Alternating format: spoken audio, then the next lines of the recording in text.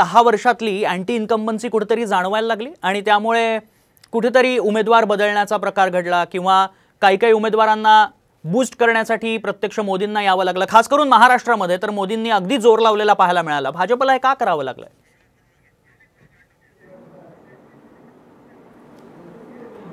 नाही बघा, 2014 पर्यंत आपण जो शब्द ऐकला होता तो म्हणजे अँटी इन्कम्बन्सी. 2014 नंतर जेव्हा 2019चे इलेक्शन्स आले तेव्हा पहिल्यांदा प्रो इन्कम्बन्सी हा कन्सेप्ट जनतेला कळला आणि आपण तो अनुभवला. प्रो इन्कम्बन्सी म्हणजे काय, तर 2014 ते 2019 नरेंद्र मोदीजींच्या सरकारने जे काही कामं केले, जे काही रिझल्ट्स त्यांनी डिलिव्हर केले त्याच्या अगेन्स्ट परत 2019 मध्ये 283 वर 303 अशा मताधिक्याने मोदीजींना निवडून दिलं.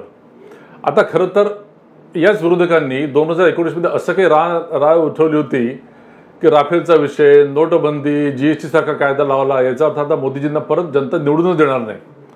पण आम्हाला माहित होतं आम्ही काय करतोय आता, कारण आम्ही जे काही निर्णय घेतले होते, मोदीजींनी काही निर्णय घेतले होते हे मताशी संबंधित किंवा निवडणुकीशी संबंधित नव्हते.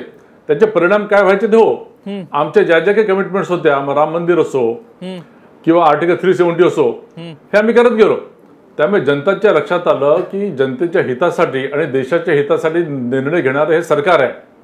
आणि मोदीजींनी काय असा दावा केलेला नाही की आम्ही सगळे प्रॉब्लेम सॉल्व्ह केलेले आहेत. हा फक्त ट्रेलर आहे, आम्ही आता पुढे जाणार आहे.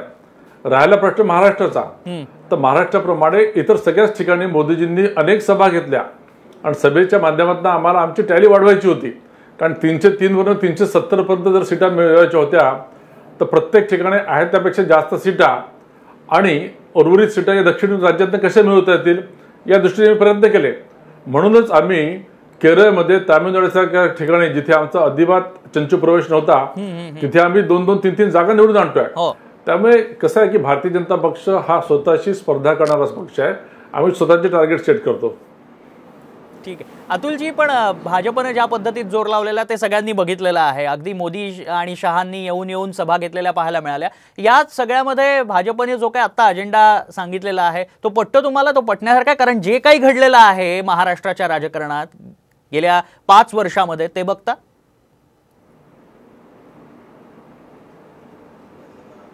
नाही, आता स्पष्टपणे दिसून येतं की मोदीजींना महाराष्ट्रामध्ये 17 रॅलीज, मीटिंग्स कराव्या लागल्या. याचा अर्थ देवेंद्र फडणवीस, गिरीश महाजन, चंद्रशेखर बावनकुळे यांच्या लिडरशिपवर त्यांचा काही विश्वास राहिलेला नाही आहे. इतका मार खाल्लेला आहे विधान परिषदेच्या निवडणुकांमध्ये, नंतर जे बाय इलेक्शन झाले, कसब्याचं असेल, कोल्हापूरमधलं असेल, जिकडे इतका यांनी मार खाल्ला महाविकास आघाडीकडनं की शेवटी नरेंद्र मोदींना यांच्यावर विश्वास राहिला नाही, म्हणून त्यांना 17 रॅली करावं लागल्या. आता ह्याच्यामध्ये ह्यांनी ठरवावं यांचं वाढणार आहे का कमी होणार आहे, कारण लोकांनी तर कमी होणार ठरवलं आहे. आणि इतका निर्दयपणा दाखवला मोदीजींनी, ज्या घाटकोपरमध्ये होर्डिंग पडून 16 लोकांचा मृत्यू झाला तिथे दुसऱ्या दिवशी तुम्ही रोड शो करता.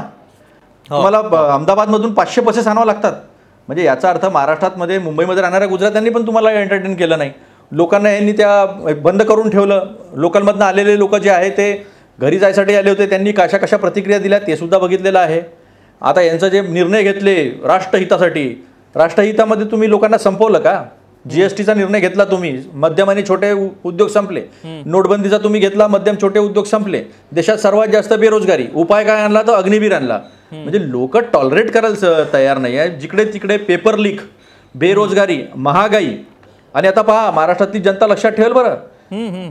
अजून फक्त तो एक अद्भुत परमात्माने पाठवलेला एक्झिट पोल आला तर 2 रुपये दूध आणि 5 रुपये हायवेवरचे किंमत वाढवली आहे आणि डाळ आणि तांदळाची सुद्धा किमती ज्या आहेत त्या वाढवून ठेवलेल्या आहे.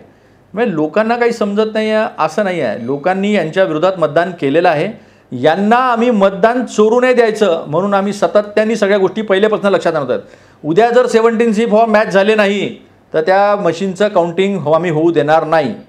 17C फॉर्म हा मॅच झाला पाहिजे. यांच्या कलेक्टरांनी आम्हाला फॉर्मॅट ए दिला नाही, ए बी नाही सांगितलं की इलेक्शन कमिशनला देणार नाही.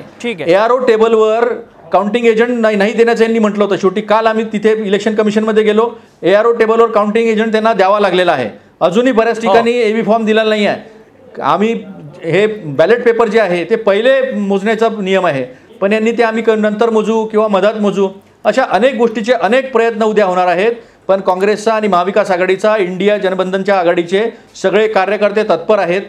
लोकांनी दिलेलं जे मत आहे ते चोरण्याचा प्रयत्न केला. तर आम्ही आमच्या महात्मा गांधींच्या मार्गाने त्याच्या विरोधामध्ये नक्की ठीक आहे. उद्या उभं राहू. आमचा सगळा कार्यकर्ता अतुलजी, तयार आहे, मुद्दा सगळे आम्ही लक्षात तयार आला आहोत. मला.